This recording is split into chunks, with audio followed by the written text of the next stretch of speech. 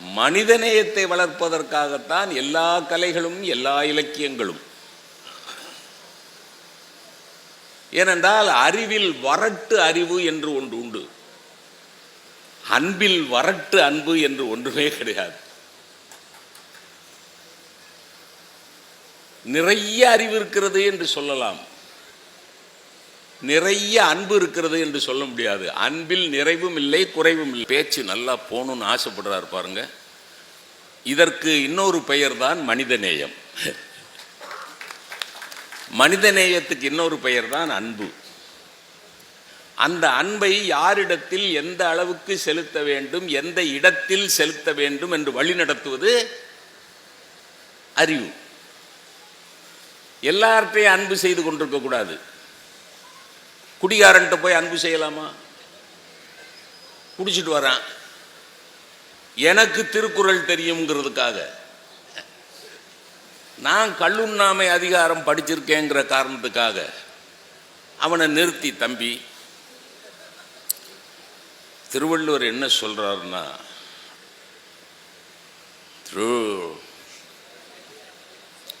திருவள்ளுவர் யாரு? அவன் முதல்ல திருவள்ளுவரே தெரியல, அப்புறம் அவர் என்ன சொன்னா என்ன சொல்லாட்டா இல்லை. திருவள்ளுவர் திருக்குறள் 1330 எழுதியிருக்காருப்பா. 1330 எழுதினாரா? அவர் என்ன எழுதியிருக்கிறார் தெரியுமாப்பா?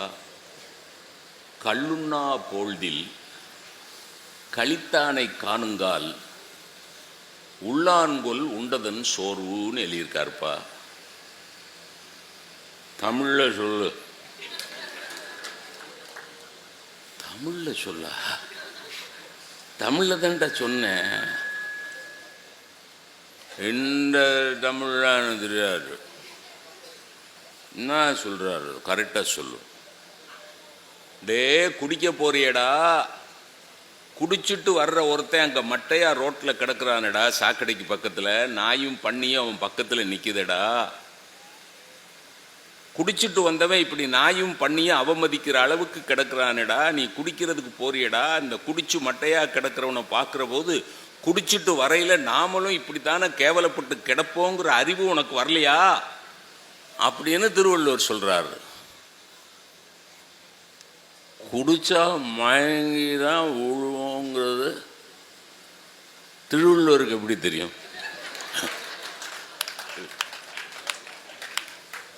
அவர் குடிச்சிடுறாரா சார்? அவர் எக்ஸ்பீரியன்ஸ் பண்ண இங்கிலீஷு இல்லை, எப்பவுமே குடிச்சிட்டாங்கன்னா இங்கிலீஷ் பேச ஆரம்பிச்சிருவாங்க. அவர் எக்ஸ்பீரியன்ஸ் பண்ண அறிவுள்ளவன் திருக்குறளை படிப்பதற்கு அறிவு வேண்டும். ஆனால் அந்த திருக்குறளை எவனிடத்தில் எந்த நேரத்தில் எந்த அளவுக்கு சொல்ல வேண்டும் என்பதற்கு அறிவு வேண்டும். வாசிப்பதற்கும் அறிவு வேண்டும், அதை போதிப்பதற்கும் அறிவு வேண்டும், எந்த ஆளிடத்தில் சொல்ல வேண்டும் என்பதை தேர்ந்தெடுப்பதற்கும் அறிவு வேண்டும். அல்ல, அறிவை பெருக்குவோம், அன்புடன் அழைக்கும். இந்த கூட்டத்தை பார்க்குற போது எனக்கு ரொம்ப மகிழ்ச்சியாக இருக்கிறது. ஏன்னா ஆங்கிலத்தில் கேதரிங் அப்படின்னு ஒரு வார்த்தை இருக்கு, க்ரௌட் அப்படின்னு ஒரு வார்த்தை இருக்கு. தமிழில் சொன்னீங்கன்னா கேதரிங் அப்படிங்கிறத கூட்டம் அப்படின்னு மொழிபெயர்க்கலாம், க்ரௌட் அப்படிங்கிறத கும்பல் அப்படின்னு மொழிபெயர்க்கலாம். ஒரு கேதரிங் இருக்கிற இடத்துல தான் அன்பும் வேலை பார்க்கும், அறிவும் வேலை பார்க்கும். க்ரௌட் இருக்கிற இடத்துல அன்பும் வேலை பார்க்காது, அறிவும் வேலை பார்க்காது. Waste of time.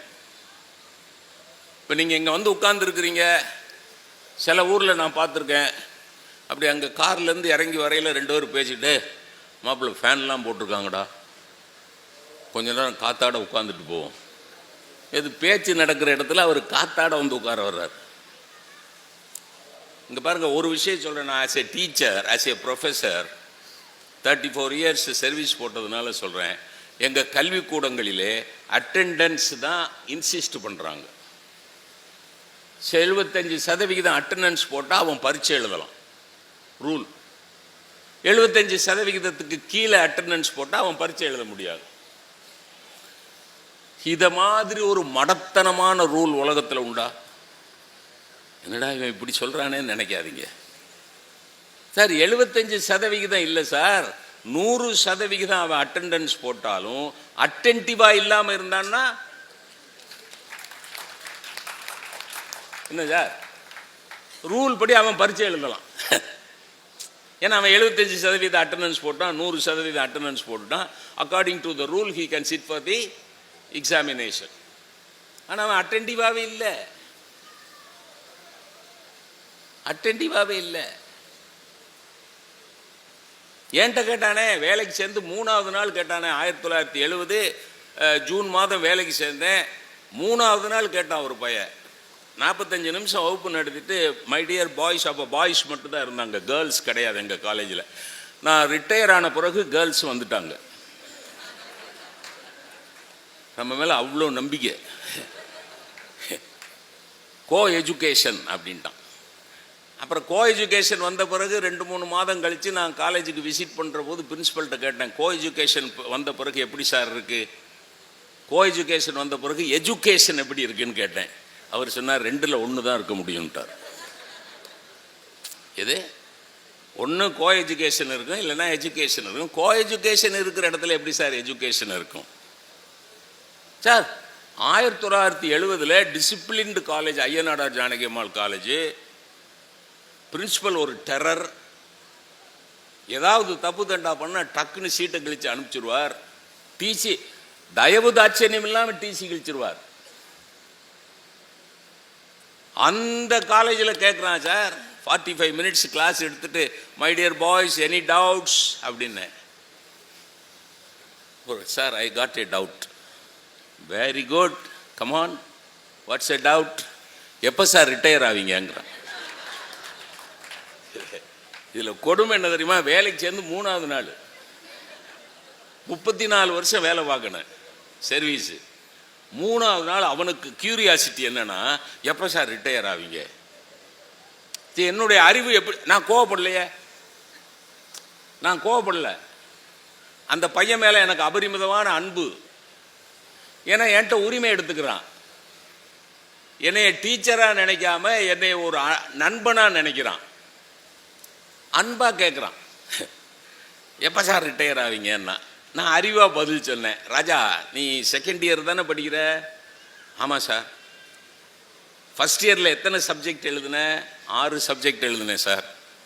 எத்தனை சப்ஜெக்டில் அரியர்ஸ் வச்சுருக்க? 4 சப்ஜெக்டில் அரியர்ஸ் வச்சுருக்கேன் சார். ஓ, 6ல் 4 அரியர்ஸா? Very good. இப்போ நான் எப்போ ரிட்டையர் ஆகணும்னு தானே நீ கேள்வி கேட்குற? ஆமாம் சார். நீ எப்போ அந்த 4 அரியர்ஸையும் கிளியர் பண்ணுறியோ அப்போ நான் ரிட்டையர் ஆவேன். அவன் ஃப்ரெண்டே துள்ளி குதிச்சு எந்திரிச்சு, சார் அப்போ உங்களுக்கு ரிட்டையர்மெண்ட்டே கிடையாது சார்ன்றான். இவன் என்னைக்கு கிளியர் பண்ண சார்? நீங்கள் சிரஞ்சீவி சார், அனுமார் மாதிரி, மார்க்கண்டேயன் மாதிரி நீங்கள் சிரஞ்சீவின்ட்டான் சார். இப்போ இது எதுக்காக சொல்கிறேன் அப்படின்னா, this is a personal experience. இந்த பர்சனல் எக்ஸ்பீரியன்ஸில் I didn't get angry. I didn't ask the student to get out of my class. இன்னொன்று சொல்கிறேன் மேடம், இப்போ இருக்கிற பசங்களெல்லாம் கெட் அவுட் ஆஃப் மை கிளாஸ்னா தேங்க்யூ வெரி மச்னு போடுவோம். அதில் பக்கத்தில் இருக்க 10 பேரும், சார் நாங்கள் என்ன சார் பாவம் பண்ணோம், நாங்கள் போக வேண்டாமா அம்மா? அப்புறம் யாருக்கு பாடம் நடத்துறது? நான் சொல்கிற புரியுதுங்களா? எந்த மனிதன் நம்மை சீண்டினாலும், எந்த மனிதன் நம்மை தீண்டினாலும், எந்த மனிதன் நம்மை ஏளனப்படுத்தினாலும், எந்த மனிதன் நம்மை கேவலப்படுத்தினாலும், அவனிடத்திலும் அன்பு செலுத்த நமக்கு தெரியுமானால், அவன் விளைவிக்கிற எந்த சோகத்தையும் அறிவினால் நம்மால் சமாளிக்க முடியும். இன்று போய் போருக்கு நாளை வா என்று ராமன் ராவணனிடத்திலே சொன்னது அன்பல்ல, அறிவு. அது அன்பல்ல, அறிவு. 2 காரணம். நிராயுதபாணியா நிற்கிறவனை ஜெயிச்சா என்ன பெருமை வரப்போறது ராமனுக்கு?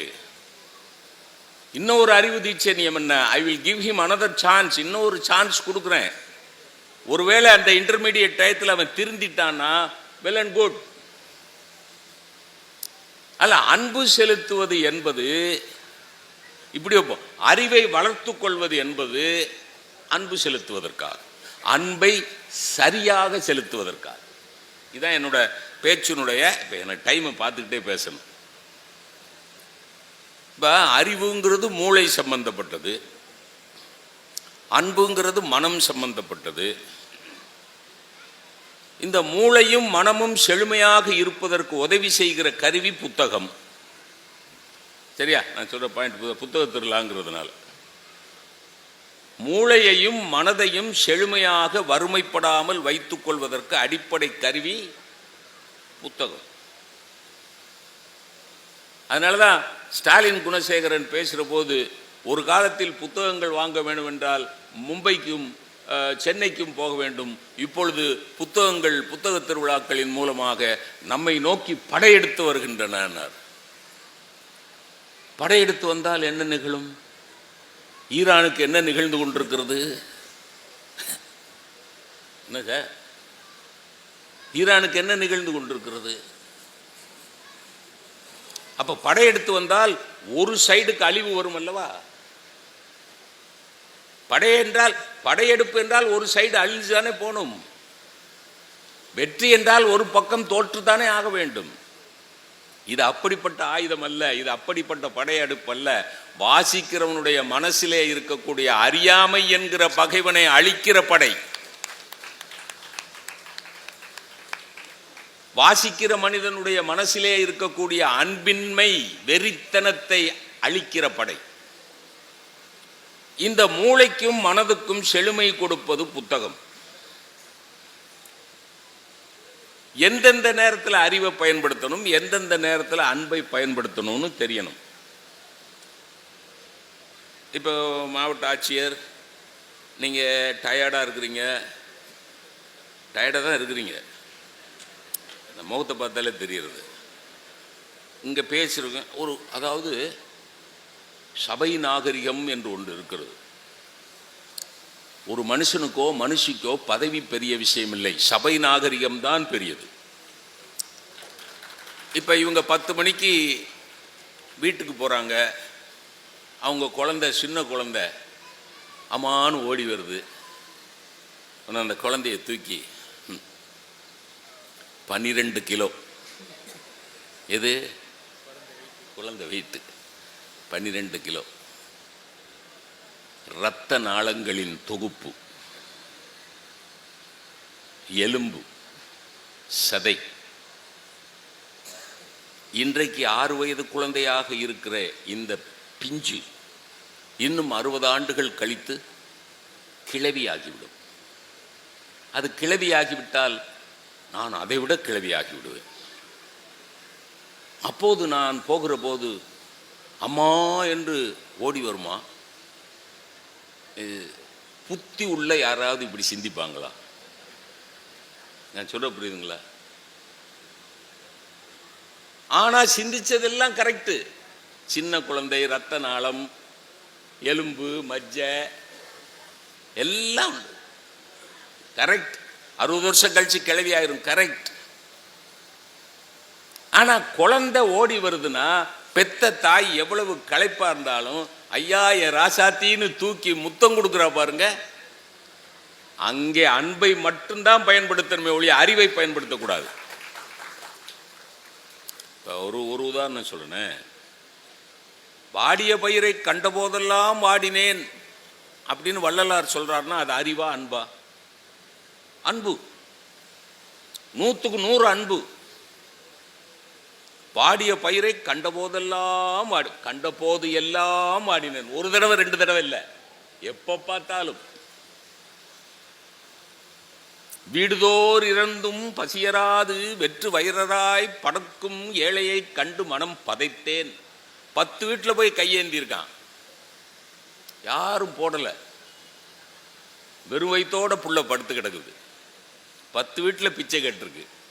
அவங்கள பார்த்தா எனக்கு மனம் பதைக்குதுங்கிறார். யாரு? வள்ளலார். நம்ம எதுக்கெல்லாம் பதைப்போம்? நம்ம எதுக்கெல்லாம துடிப்போம்? 5000 ரூபா பிக் பாக்கெட் அடிச்சுட்டாங்கன்னு வைங்க, துடிப்போம். சப் இன்ஸ்பெக்டர்கிட்ட போய், சார் பஸ்ஸில் ஏறினேன் சார், டக்குன்னு பிக் பாக்கெட். அவர் இப்போ தான் ஏன் பாக்கெட் அடித்தாங்க, அவர் பாக்கெட் அடிச்சிட்டாங்க. பணம் போனால் பதைப்போம், என் பையன் எனக்கு அடங்கலைன்னா பதைப்போம், என் மனைவி நான் சொல்கிறத கேட்கலைன்னா இழைப்போம். ஆனால் வள்ளலார் எதுக்கெல்லாம் பதைச்சிருக்கார், எதுக்கெல்லாம் வாடி இருக்கிறார், எதுக்கெல்லாம் இழைச்சிருக்கிறார் பாருங்களேன். நீண்ட நோயோடு கஷ்டப்படுகிறவர்களை பார்க்கிற போது உள்ளம் இழைத்தேனுங்கிறார். நீண்ட நோய்னா கிரானிக் டிசீஸ், கிரானிக் டிசீஸ். பெரியோர்களே, தாய்மார்களே, உங்களுடைய பாதம் தொட்டு கேட்கிறேன். நம்ம காரில் போய்கிட்டு இருக்கல ஒரு ஆம்புலன்ஸ் சைரன் அடிச்சுக்கிட்டு வேகமாக வந்ததுன்னா நம்மில் எத்தனை பேர் அந்த ஆம்புலன்ஸில் இருக்கக்கூடிய அந்த நோயாளி நல்லபடியாக இறைவன் அருளால் பிழைத்து மீண்டு வர வேண்டும் என்று எத்தனை பேர் பிரார்த்தனை பண்ணுவோம்? 1 2 நான் என்ன ஆரம்பிச்சோன்னா எல்லாரும் கை தூக்குறோம். இதெல்லாம் ஏற்றுக்கொள்ளும் போது முதல்ல 4 பேர் தான் சார் கை தூக்குனாங்க. நான் 1 2ன்னு என்ன ஆரம்பிச்சோன்னா ஒரு ஆள் 2 கையும் தூக்குறார். ஏன்னு கேட்டேன், 2 ஆம்புலன்ஸ். அதான் சார் வேணும். யாரா இருந்தா என்னங்க, யாரா இருந்தா என்னங்க, நோயில் கஷ்டப்படுகிறவனை பார்த்து இவன் நல்லா இருக்கணும், இவன் நல்லபடியா எந்திரிச்சு வந்துடணும் அப்படின்னு நான் பிரார்த்தனை பண்ணா எனக்கு நோய் வர்ற போது எனக்காக ஒருத்தன் பிரார்த்தனை பண்ணுவான்ல, என்னங்க கிவ் அண்ட் டேக் தானே. எல்லாம் யோசிச்சு பாருங்க. வள்ளலார் என்ன சொன்னார்? வாடிய பயிரை கண்டபோதெல்லாம் வாடி, அன்பு. சரியா? அதே பயிரை வச்சு அறிவு. ஜெகதீஷ் சந்திர போஸ் அவர் என்ன சொன்னார்? செடிகளுக்கும் உயிர் இருக்கிறதுன்னார். அது அன்பா அறிவா? அது அறிவு. வாடிய பயிரை கண்டபோதெல்லாம் வாடினேன் என்பது அன்பு. அப்போ நமக்கு வள்ளலாரும் வேண்டும், நமக்கு ஜெகதீஷ் சந்திர போஸும் வேண்டும். அன்பும் வேண்டும், அறிவும் வேண்டும். முடிந்தால் அன்பும் அறிவும் வேண்டும். அதுக்கு ஒரு உதாரணம் சொல்லட்டா? ராமானுஜ பெரியவர் வைஷ்ணவத்தில் திருக்கோஷ்டியூர்லே குருநாதர் அவருக்கு ஒரு மந்திரம் சொல்லி கொடுக்குறார். ஓம் நமோ நாராயணாய நமகங்கிற மந்திரத்தை அவருடைய செவியிலே ஓதிவிட்டு, இந்த மந்திரத்தை உனக்கு மட்டும் வைத்துக்கொள்ள வேண்டும், இது பிறருக்கு சொன்னால் நீ நரகத்துக்கு போவாய். இது கண்டிஷன். இப்போ கார்த்திக் ராஜாட்ட சொல்கிறேன், இந்த புத்தகத்தை படித்தேன்னா நீ மட்டும்தான் ரசிக்கணும், மேடையிலெல்லாம் ஏறி கண்ட பயல்கிட்டையும் படித்ததையெல்லாம் சொல்லப்படாது, புரியுதா? அப்படி சொன்ன இந்த புத்தகத்தோடு செத்து போவார் அப்படின்னு சொன்னேன்னு வைங்க. நான் மனுஷனா? அப்படி ஒரு குருநாதர் சொல்லியிருக்கார்.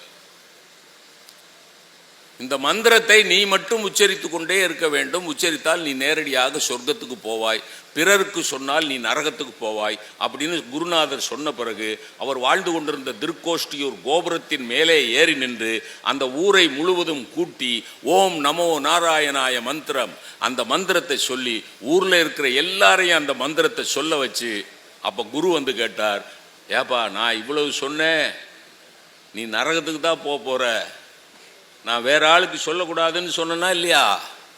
அப்ப ராமானுஜர் சொன்னார், மாற்று மனிதர்களுக்கு, சக மனிதர்களுக்கு இந்த மந்திரத்தின் சொல்வதன் மூலமாக நான் ஒருவன் நரகத்துக்கு போனால் பரவாயில்லை, இவர்களெல்லாம் சொர்க்கத்துக்கு போவார்கள் அல்லவா? இதுக்கு பேர் என்ன? இதுக்கு பேர் அன்பு. இந்த அறிவும் அன்பும் வர்ற ஒரு செய்தி சொல்றேன் பாருங்க. இந்த புற்றுநோய்க்கு மருந்து கண்டுபிடிச்ச மேடம் கியூரி, அவங்க ரேடியேஷன், இப்போ நீங்கள் புற்றுநோய் சிகிச்சைக்கு நடக்கிற இடத்துக்கு போனீங்கன்னா மெடிக்கல் ஆங்காலஜி, ரேடியேஷன் ஆங்காலஜின்னு 2 டிபார்ட்மெண்ட் இருக்கும். ரேடியேஷன் ஆங்காலஜிங்கிறது ரேடியம் சம்பந்தப்பட்டது. அதை கண்டுபிடிச்சு கொடுத்த சயின்டிஸ்ட் யாரு? Madam Curie. Madam Curie is constantly exposed to radium. அப்போ அவங்க மேலே பற்று வைத்திருக்கிறவர்கள், அவங்க மேலே அன்பு வைத்திருக்கிறவர்கள் போய் சொல்லுகிறார்கள், மேடம் நீங்கள் ரேடியத்துக்கு இவ்வளவு எக்ஸ்போஸ் ஆனீங்கன்னா அந்த ரேடியத்தினுடைய வீச்சினால, கதிர்வீச்சினால உங்களுக்கு புற்றுநோய் வருவதற்கு வாய்ப்பு இருக்கிறது. யார் சொன்னா? Friends, well-wishers. அப்ப மேடம் கியூரி சொன்னாங்க, புற்றுநோய்க்கு மருந்து கண்டுபிடிக்கிற முயற்சியில் எனக்கு ஒருத்திக்கு புற்றுநோய் வந்தால் பரவாயில்லை, உலகத்தில் பல கோடி பேர்களுக்கு புற்றுநோய்க்கு மருந்து கிடைத்தால் அதுதான் மகிழ்ச்சி. இப்ப ராமானுஜரையும் மேடம் கியூரியையும் கம்பேர் பண்ணுங்க. ராமானுஜர் செய்தது அன்பு மட்டும், மேடம் கியூரி செய்தது அன்பும் அறிவும்.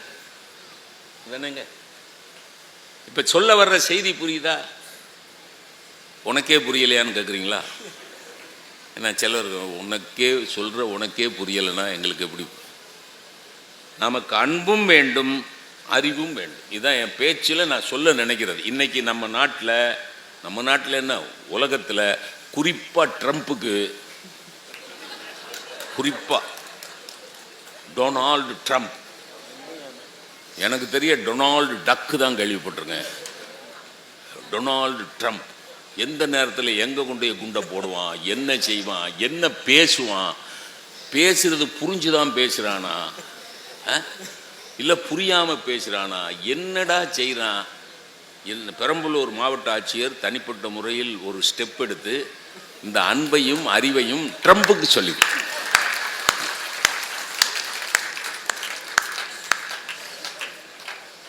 சார் ஒரு பவர்ஃபுல் கண்ட்ரி அப்படின்னா அது அழிசாட்டியம் பண்ணலாமா சார்? நீங்க பெரிய பாக்ஸரா இருக்கலாம் சார், பெரிய ரெஸ்லரா இருக்கலாம், அதுக்காக போற வரவங்களெல்லாம் அடிச்சுக்கிட்டு இருந்தா என்ன சார்? நீங்க பெரிய பாக்ஸரா இருக்கலாம், கோல்டு மெடல்லாம் வாங்கியிருக்கலாம், அதனால தெருவில் கிழக்க போறவங்க மேற்க போறவங்க எல்லாம் அடிச்சேன்னா ஒரு நாள் ஊர் பூரம் கூடி அடிப்பான்ல, அடிப்பானா இல்லையா? ஊர் பூரம் கூடி அடிப்பான். சரி விடுங்க, அது நீளமா பேசினா அரசியல் ஆயிரும், அப்புறம் அறிவும் இருக்காது, அன்பும் இருக்காது.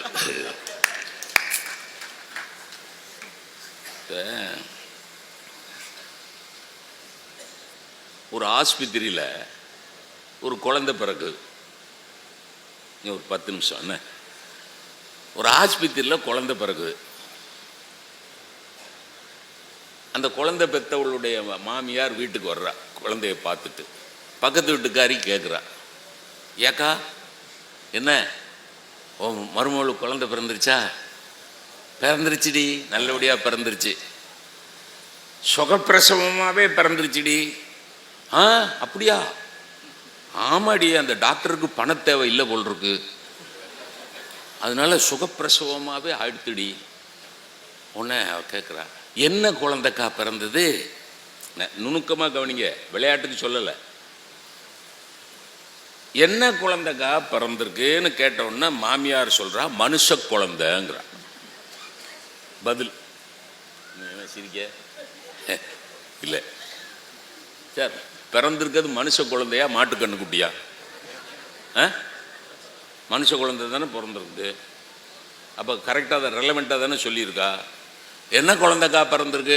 மனுஷ குழந்தைன்னு. அந்த பக்கத்து வீட்டு, ஏட்டி என்னைய பார்த்தா கிறுக்கச்சி மாதிரி தெரியுதா உனக்கு?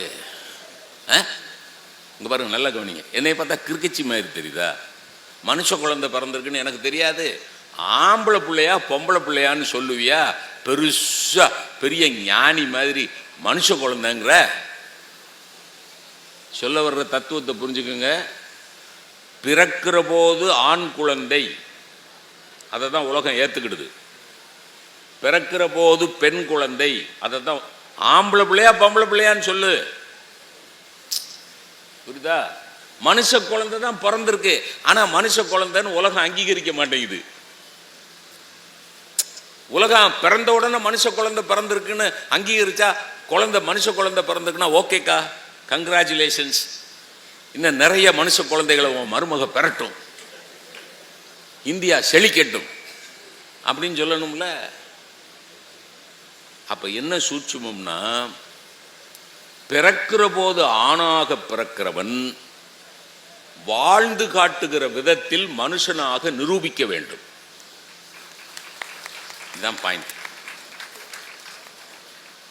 பிறக்கிற போது பெண் குழந்தையாக பிறக்கிறவள் வாழ்வியல் முறையில், வாழுகிற முறையில் மனுஷியாக நிரூபித்து காட்ட வேண்டும்.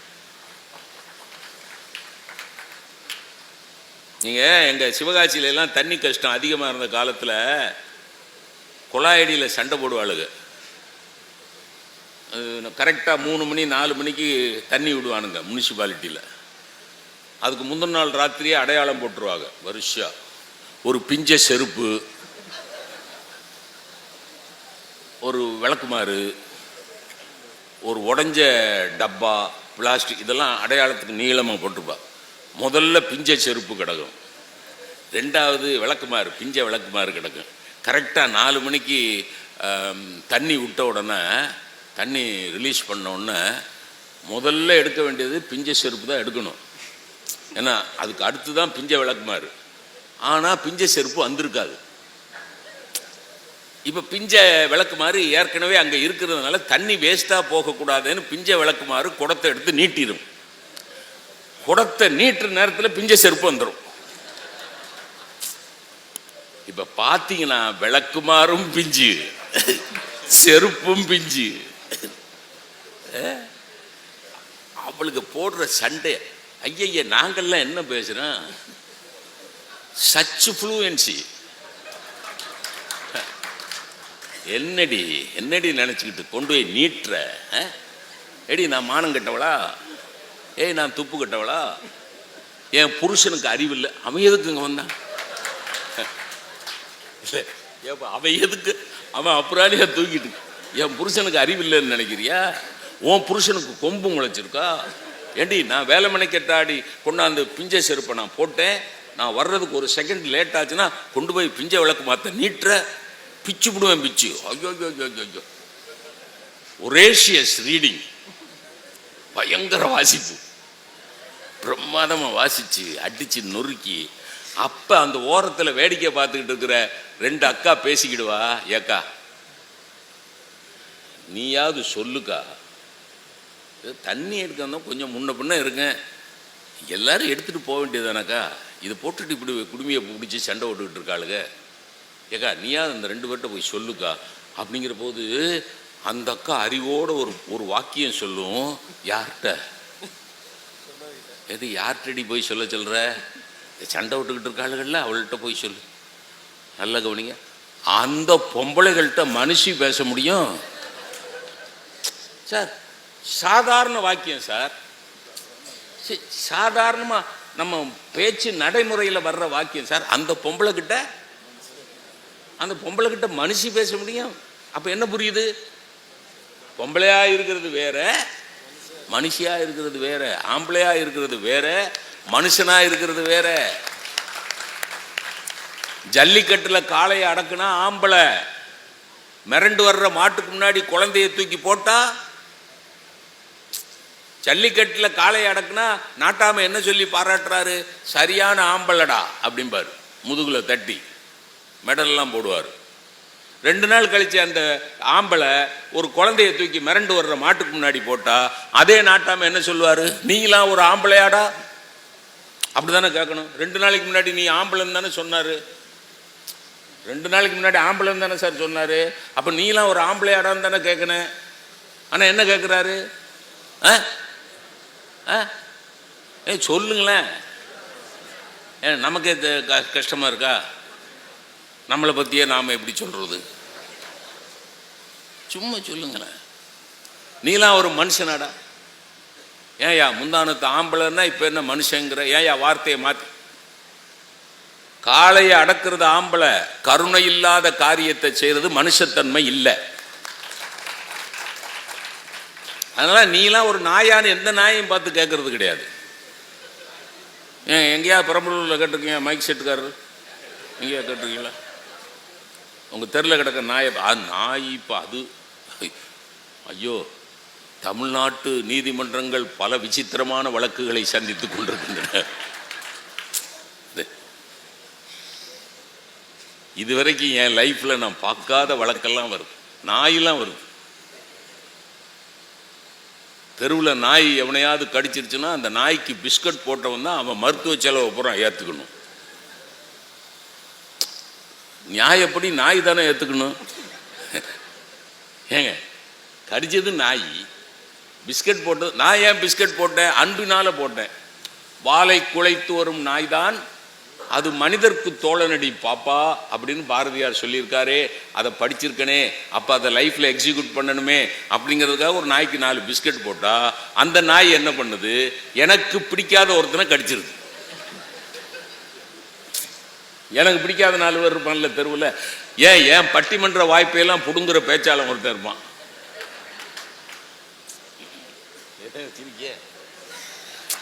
எனக்கு வர்ற வாய்ப்பெல்லாம் ஃபோன் பண்ணி, ப்ரொஃபஸர் ராமச்சந்திரன் அந்த அவன் என்னையா பேச்சாளன், அவன் உளருவாயா, எனக்கு ஒரு 1000 ரூபா கம்மியாக கூடியா, நான் செஞ்சு கொடுக்குறேயா.